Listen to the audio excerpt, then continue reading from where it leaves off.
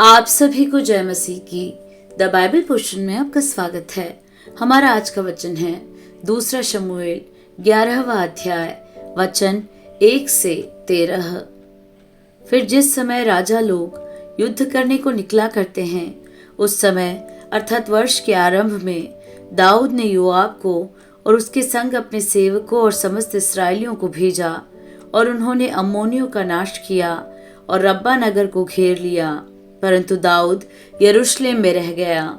सांझ के समय दाऊद पलंग पर से उठकर राजभवन की छत पर टहल रहा था, और छत पर से उसको एक स्त्री जो अति सुंदर थी नहाती हुई देख पड़ी।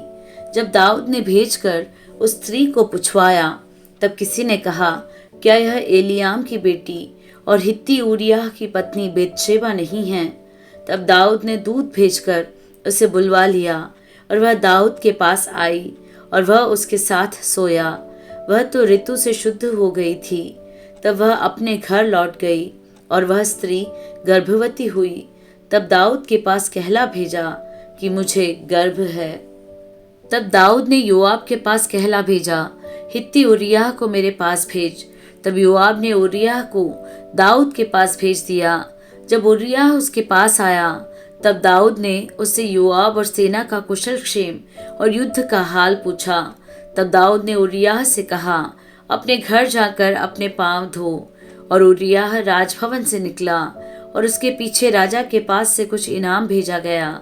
परंतु ऊरिय्याह अपने स्वामी के सब सेवकों के संग राजभवन के द्वार में लेट गया और अपने घर न गया।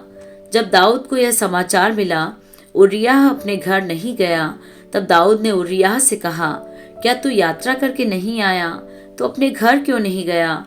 ऊरिय्याह ने दाऊद से कहा, जब संदूक और इस्राएल और यहूदा झोपड़ियों में रहते हैं, और मेरा स्वामी योआब और मेरे स्वामी के सेवक खुले मैदान पर डेरे डाले हुए हैं, तो क्या मैं घर जाकर खाऊं पीऊं और अपनी पत्नी के साथ सोऊं?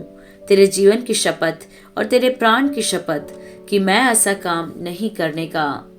दाऊद ने ऊरिय्याह से कहा, आज यहीं रह और कल मैं तुझे विदा करूंगा। इसलिए ऊरिय्याह उस दिन और दूसरे दिन भी यरूशलेम में रहा। तब दाऊद ने उसे नेवता दिया, और उसने उसके सामने खाया पिया, और उसी ने उसे मतवाला किया। और सांझ को वह अपने स्वामी के सेवकों के संग अपनी चारपाई पर सोने को निकला, परंतु अपने घर न गया।